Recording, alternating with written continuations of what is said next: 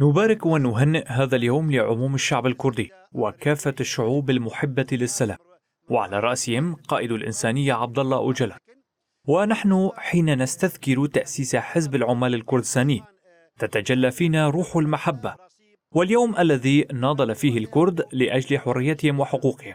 الكرد هم أول من طالبوا بالحرية والحقوق وناضلوا لأجلها لهم ولكافة الشعوب المضطهدة تحت وطأة الظلم والاستبداد. الكرد أرادوا الديمقراطية لكافة المجتمعات، وفي منطقتنا كان الأساس في كل هذا هي ثورة المرأة التي عرفت بها ثورة روجافا.